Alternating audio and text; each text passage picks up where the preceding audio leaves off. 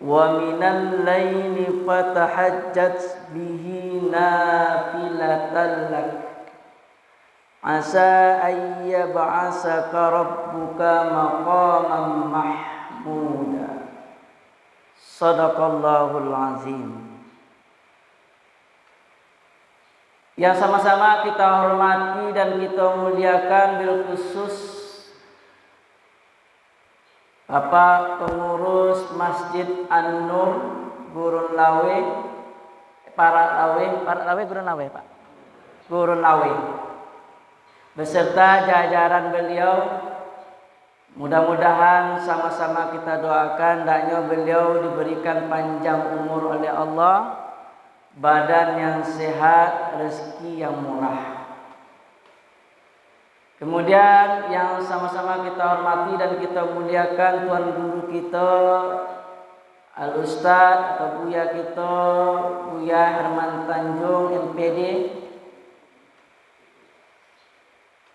Kemudian yang sama-sama kita hormati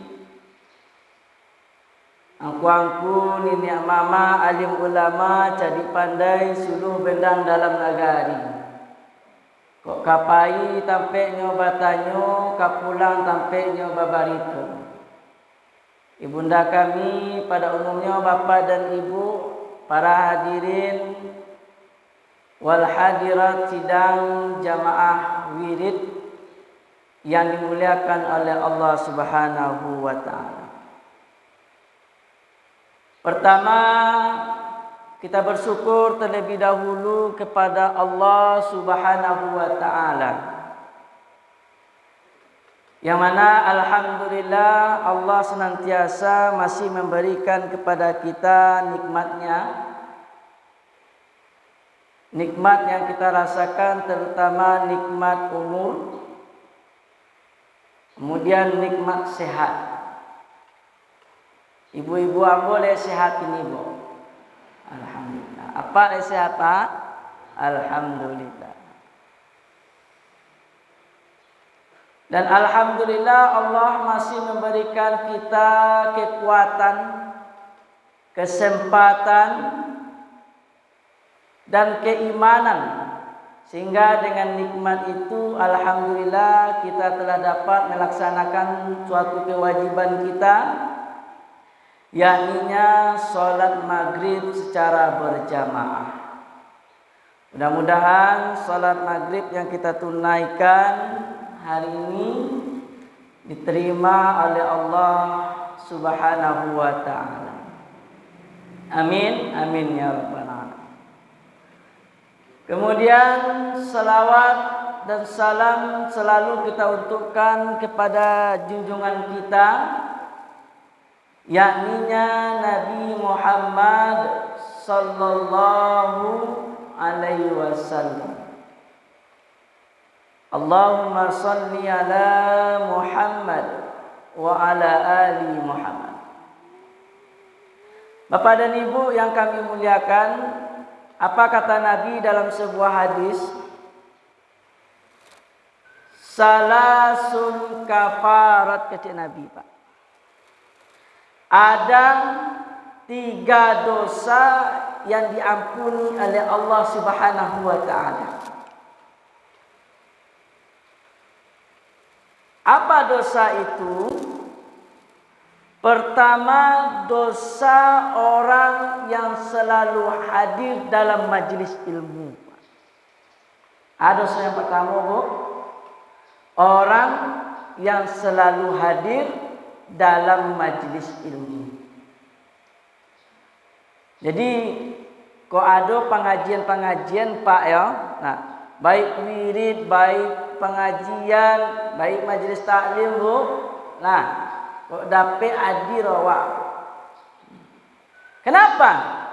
Karena selama majlis ilmu itu berlangsung, selama itu dosa kita diampuni oleh Allah Subhanahu wa ta'ala. Nah, namun hadis itu umum, Pak. Nabi tidak menceritakan bagaimana orang yang hadir dalam majlis ilmu itu. Ada orang yang hadir dalam majlis ilmu sambil takalok, aduh. Ya Pak. Bu. Lalu Bu.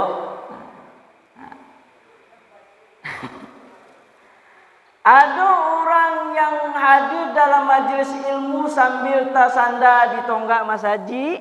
Aduh. Ambo nangis cani pun. Nah. Ada orang yang hadir dalam majlis ilmu tu sambil main HP. Dia juga. Sarupo itu awak hadir bu lah diampuni awak oleh Allah tu bu. Apalagi awak mandangan majlis ilmu itu dengan baik, dengan tenang, nampak? Itu yang pertama. Yang kedua, kata Nabi, dosa yang diampuni oleh Allah tu Pak, dosa orang yang berwuduk dan selalu menjaga wuduknya Pak. Ini yang Bu boleh bertanya Bu. Nah, ibu kalau pergi kamar-kamar tu lagi berwuduk nak? Lain Bu? Lain. Apa? Kalau kamar saji itulah jalan awak ke sembahyang Pak ya. Kalau pergi kapak contohnya pergi ke rajo Pak. Kau dapat berwuduk awak tu Pak. Kau bagunjiang mah Bu? Apa? Berwuduk nak? Itu ditanya dulu Pak. Sebab kenapa Bu? Selama wuduk kita tidak batal Pak, selama itu Allah ampunkan dosa. Selama wuduk awak tidak batal, selama itu Allah ampunkan dosa awak. Jadi rajin-rajinlah ibu berwuduk. Nah, ke pasar berwuduk, pergi ke rajo berwuduk, kau apa yang ada di kerajo di kantor pergi berwuduk sebelum merangkik ke rajo. Kau ada yang jadi guru sebelum pergi ke sekolah berwuduk. Itu yang kedua.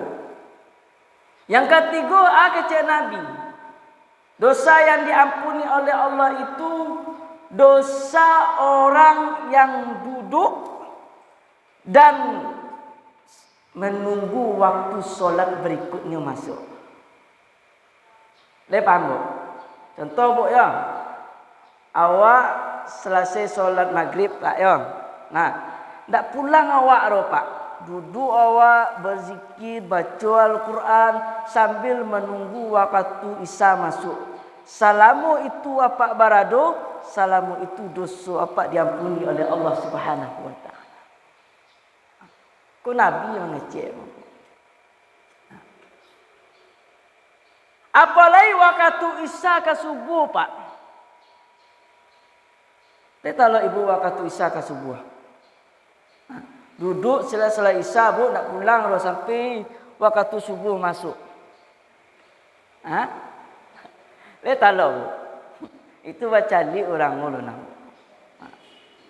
Namun itu kecil Nabi Bu. Nah, itulah 3 dosa sebagai pengantar dulu ya. Baik Bapak dan Ibu yang kami muliakan, sidang jamaah maghrib yang dimuliakan oleh Allah. Sebelum ambo menyampaikan kajian kita pada malam hari ko Bu.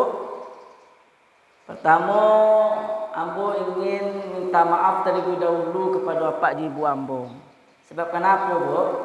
Sebenarnya yang tagak di siku kalau sesuai jadwal itu Pak Ustadz atau Buya kita, Tuan Guru kita Pak Rusdi Harto. Ya nak Ustaz? Pak Rusdi Harto. Tadi beliau menelepon ambo. Ustaz, lain tak sibuk waktu Ustaz. Indah kandai. Gantian ambo di Masjid An-Nur. Ustaz kemana? Kanda kemana? Ambo ada urusan Ustaz. Kadang-kala ambo sagan mengantin Ustaz kondang ko Pak. Nah, ko ibarat orang Pak ya, nan diundang bupati Pak. Atau wali kota ni undang Pak. Yang tiba Pak Lurah. Yang tiba Pak Lurah. Itu ibaratnya Pak. Namun ambo sagan pulo bu.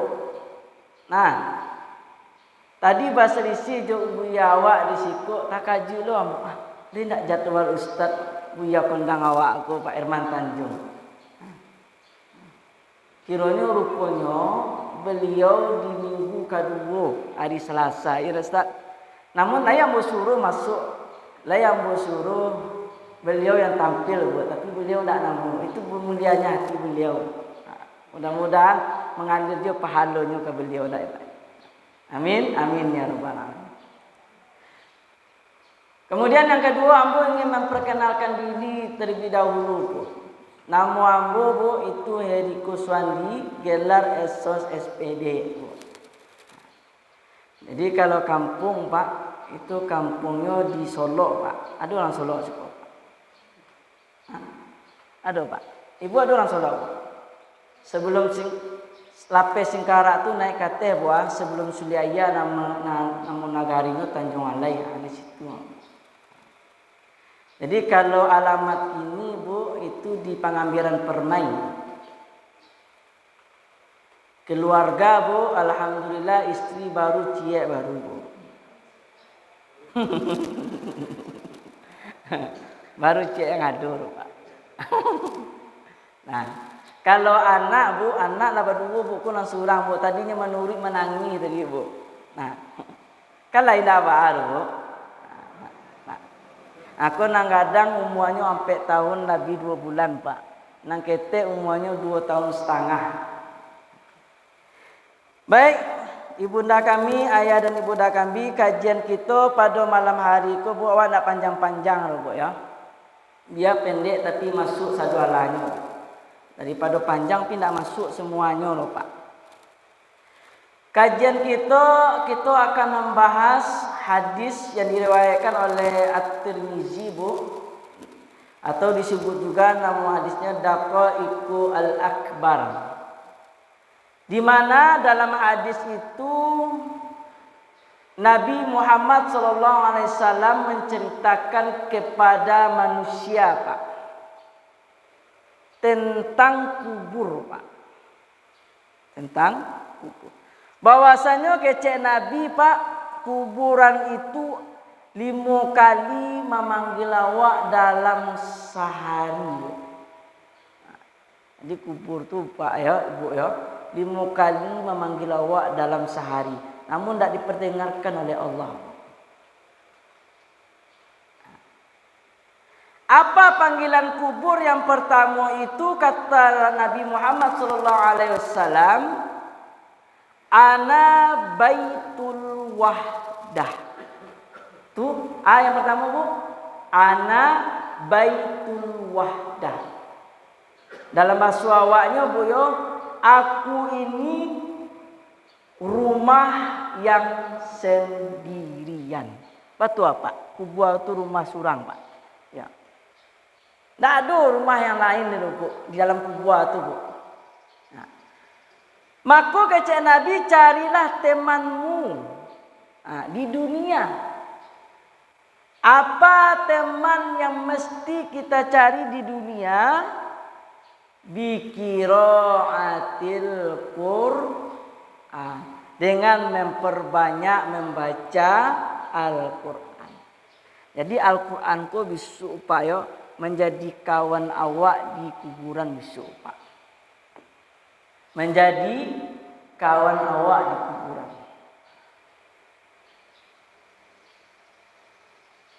Jadi yang mau tanya bu, Al-Quran itu diturunkan untuk apa?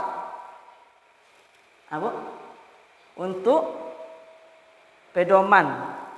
Pedoman, petunjuk bagi manusia. Iya Pak. Al-Quran kok diturunkan untuk dibaca dulu Pak. Iya Bu? Untuk dibaca. Nah, kalau kita baca Al-Quran itu, maka disitulah petunjuk Allah datang Pak. Disitulah pedoman Allah. Makanya kata Nabi, Iqra'ul Quran kata Nabi. Bacalah Al-Quran kata Nabi. Al-Quran yang engkau baca itu kata Nabi ya'ti yaumal qiyamah. Nanti inyo di hari kiamat Pak ya akan datang. Untuk apa Al-Quran ini datang? Syafi'an li ashabihi, untuk memberikan syafaat pada orang yang membacanya. Ya, untuk memberikan syafaat kepada orang yang membaca. Di dalam hadis lain, man qara harfan min kitabillah, kata Nabi, siapa yang membaca Al-Quran satu huruf saja dia baca Al-Quran itu, kata Nabi, fallahu asru hasanah, maka kebaikannya itu Allah gantikan 10 kali lipat. Satu huruf Pak, 10 kebaikan Allah bagi ya Pak. Polai awak menampakkan Al-Quran, Masya Allah. Kira-kira Pak, huruf bismillah tu bara jumlah Pak. Bismillah sin awak baca dulu Pak. Bara jumlah hurufnya Pak. Abu, saya tahu Ibu, bara jumlah huruf bismillah itu Bu. Berapa? Ada yang tahu? Jumlah huruf bismillah itu bisa dihitung di rumah atau biko di rumah termasuk lam-lamnya 2 mak. Jumlah huruf bismillah itu sebanyak 9 balih huruf Pak. 9 balih huruf. Kalau nak percaya mak tes lah biko di rumah. Nah, masukan tapi masukan lam-lamnya 2 mak. 9 balih kali 10 barang 190. Cuma baca bismillah saya awak Pak, 190 pahala yang Allah berikan kepada awak. Apalagi kita menamatkan Al-Quran. Masya Allah Pak. Begitu mulianya Al-Quran Pak. Nah, anak kini Pak ya Bu, banyak orang yang maci api daripada maci Al-Quran Bu. Ambo tanya dulu Pak. Jujur Bu, banyak maci api Bu. Banyak maci api. Padahal Al-Quran banyak rancak-rancak di rumahnya Pak. Kini kalau banyak keluar Al-Quran rancak-rancak tu Pak. Nah, tapi Al-Quran tu sebagai pajangan saya di rumah. Jarang nyo baca. Inyo acok memegang HP daripada Al-Quran.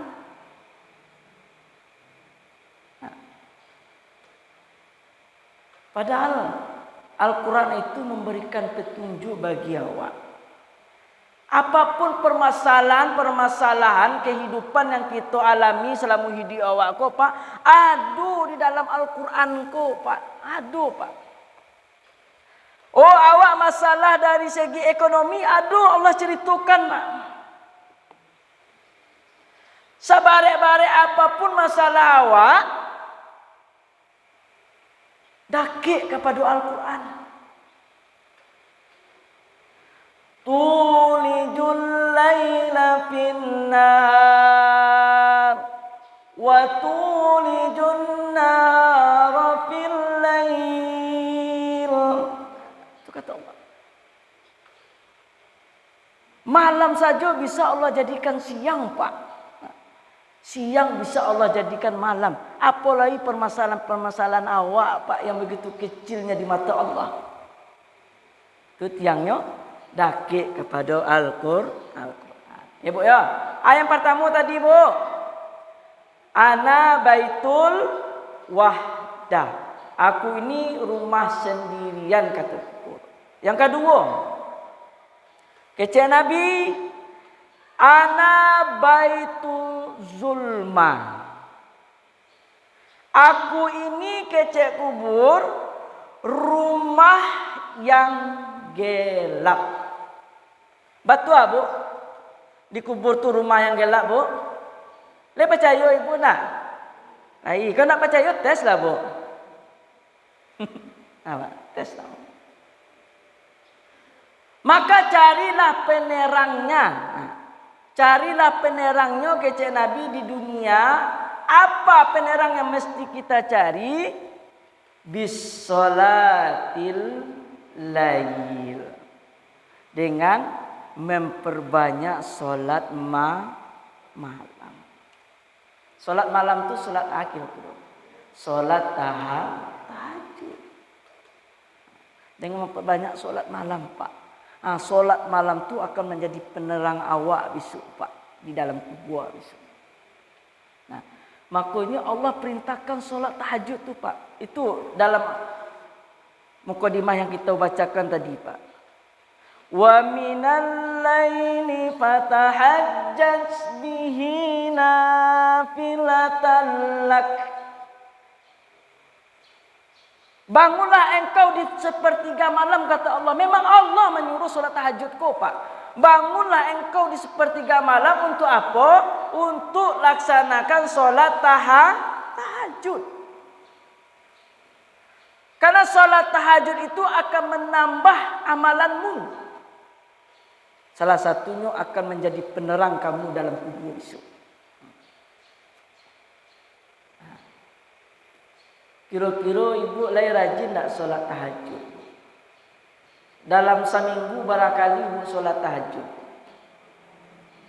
Adonan sekali, Mak. Adonan 2 kali. Adonan tak sama sekali. Nah, Pak ya, boleh awak nan labu mua 25 tahun kateh ko, Pak.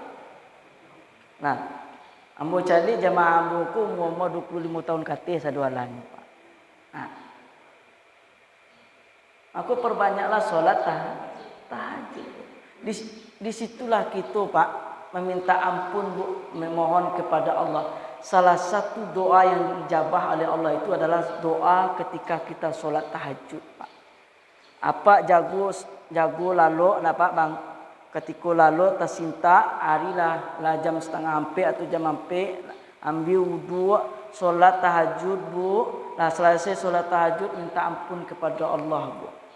Dengan sungguh-sungguh minta ampun, Bu, atas segala dosa-dosa awak. Di situ pasti meneteskan air mata Bapak Ibu. Ya Allah, ampunikanlah segala dosa hamba, ya Allah. Dosa yang hamba lakukan baik tidak sengaja, ya Allah. Dosa yang hamba lakukan dengan sengaja, ya Allah, ampunkanlah, ya Allah. Ya Allah, mungkin selama ini dosa mata hamba sering, ya Allah. Mungkin selama ini dosa mulut hamba, ya Allah, banyak hamba pergunakan, ya Allah. Dosa telinga hamba, ya Allah. Dosa tangan hamba, ya Allah. Dosa kaki hamba, ya Allah. Ampunilah hamba, ya Allah. Minta ampun kita di solat tahajud. Nah, maka disitulah Allah akan mengabulkan dosa permintaan-permintaan kita. Nah, itu yang kedua, Pak ya. Yang ketiga, Bapak dan Ibu. Nah, kecek Nabi ana baitut turab. Nah, ana baitut turab. Aku ini rumah tanah, kecek kubur. Betul, Bu? Kuburan itu rumah tanah, Bu. Betul. Di atas tanah, di bawah tanah, di samping tanah. Maka carilah alasnya di dunia, kecek Nabi. Nah, apa alas yang mesti kita cari di dunia, kecek Nabi? Bil amalikas salih. Dengan memperbanyak amal soleh. Le paham kajian awak ini, Bu? Nah, Ibu. Pak. Nah, dengan memperbanyak amal soleh. Amal soleh itu banyak bantuannya, Bu. Nah, apapun aktivitas kita yang mengandung kebaikan, Bu, itu amal soleh, Pak. Nah, solat yang kita lakukan merupakan amal soleh. Baca Al-Quran yang kita lakukan merupakan amal soleh. Berzikir yang kita lakukan merupakan amal soleh. Berinfak, bersedekah, membantu anak yatim itu amal soleh. Maka perbanyaklah amal-amalan soleh seperti itu, kata Nabi. Untuk menjadi alasmu di dalam kubur bisu. Nah, tidak ada yang kamu nolong awak selain daripada amal soleh awak, rubuk. Tidak ada, Pak. Nah, maka selagi Allah berikan kesempatan hidup ini, pergunakan kesempatan ini, Pak. Selagi apa ju ibu ambu masih kuat, diberikan kesehatan oleh Allah, masih kuat untuk solat berjamaah ke masjid, solatlah, Pak. Solatlah, Bu. Sebelum kita disolatkan di depan imam. Paham, Pak? Kita disolatkan di depan imam. Kini kan awak solat di belakang imam, Pak. Nah, maka solatlah, Pak. Cari kesempatan itu sebelum kita disolatkan di depan imam nantinya. Perbanyaklah solat berjamaah. Warka'u ma'ar rakiin. Rukuklah engkau beserta orang-orang yang ruku. Apa maksud konteks ayat ini, Pak? Sujudlah engkau, solat berjamaahlah engkau bersama orang-orang yang solat berjamaah. Itu maksudnya, Pak. Nah, selagi kita masih bisa baca Al-Quran, bacalah Al-Quran itu, Pak. Bacalah, Bu. Sebelum Al-Quran itu dibacakan di tubuh kita yang kaku. Tak ada nyawa lagi.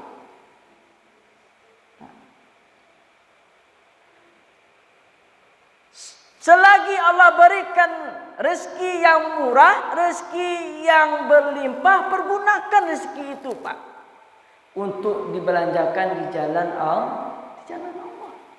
Sebelum penyesalan itu akan datang kepada kita nantinya. Rabbana absarna wa sami'na, dalam surah As-Sajdah. Ya Allah, Rabbana absarna, ya Allah, telah aku lihat, ya Allah. Wa sami'na, telah aku dengar, ya Allah. Farjina na'mal sholihan, dan betul azab engkau itu ada, ya Allah. Maka kembalikan aku, ya Allah. Fa'asaddaqa minas sholihin, aku akan bersedekah, ya Allah. Aku akan beramal soleh, ya Allah. Nah, itu. Selagi Allah berikan rezeki yang murah, yang berlimpah kepada kita, pergunakan. Makanya kok ada, Bu, misalnya awak wirid, Bu, ada kotak-kotak infak di muka awak, Bu, atau bulan Ramadan, Bu, kok dapat jangan sampai lalu, Bu. Nah, jangan dilalu kosong saya, Pak. Ikut zikir dan tanggung loh, Pak. Hebatnya. Subhanallah, subhanallah, subhanallah, subhanallah, subhanallah.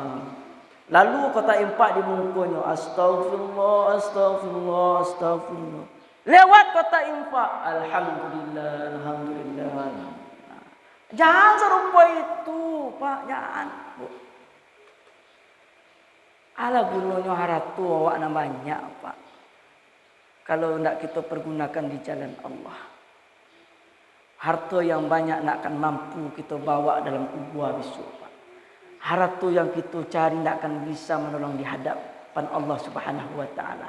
Rumah kita yang kita bangun megah bertingkat, mobil kita yang mengkilat tidak akan bisa kita bawa dalam kubur besok, Pak. Nah, pakaian awak nak rancak tidak akan bisa awak, Pak. Baju juta-juta, baju awak beratus-ratus, baju awak tidak akan bisa bawa, Pak. Sarancak-rancak baju awak, apaan dan pakaian yang awak bawa besok, Pak. Kain kafan. Ya, Pak. Itu sarancak-rancak baju awak. Baik Bapak dan Ibu, sidang jamaah wirid yang kami muliakan, barak waktu kini Ustaz. Labi waktu puasa. Tambah setelah, Pak. Nah, tambah, Bu. Alun. Dah, yang keempat Bu. Kata Nabi, ana baitul afai. Aku ini rumah di mana nantinya akan ada binatang-binatang buas datang kepadaku nantinya. Kata Nabi. Maka carilah penawarnya di dunia. Apa penawar yang mesti kita cari? Yaitu memperbanyak membaca Bismillahirrahmanirrahim. Kata Bismillah tu bentuknya sepele Pak, tapi luar biasa faedahnya tu Pak. Akan menjadi penawar awak besok dalam kubur. Di mana dalam rumah itu, dalam kuburan itu akan ada binatang buas tu. Ular tiba kepada awak, kalajengking tiba, ulat tiba, cacing datang kepada awak yang akan siap memakan awak. Maka carilah penawarnya supaya awak tak terasa sakit seketika itu. Perbanyaklah baca Bismillah. Jadi kalau apapun pekerjaan awak selalu didasarkan dengan Bismillah. Awali dengan Bismillah Pak. Sebelum bekerja baca Bismillah. Sebelum keluar rumah kalau tak dapat awak doanya, kita cukup baca Bismillah. Bismillahirrahmanirrahim.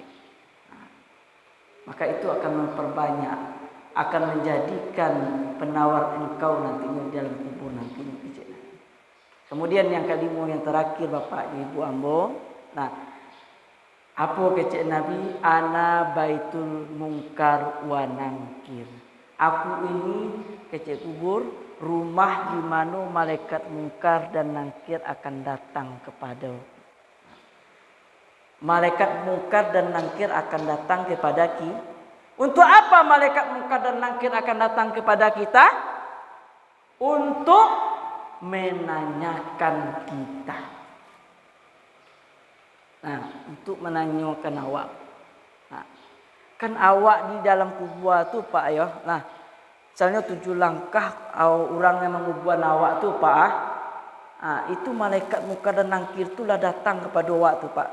Ruh jo jasad awak tu Pak, itu bersatu balik Bu. Dalam kitab Ar-Ruh Bu. Besok kalau ada pengajian awak selanjutnya Bu ya, kalau ada jo kesempatan awak Bu ya, itu akan mengkaji perjalanan ruh. Dari mana ruh itu, kama painya dan kama baliknya ruh itu. Itu dalam kitab Ar-Ruh akan panjang permasalahannya itu Bu.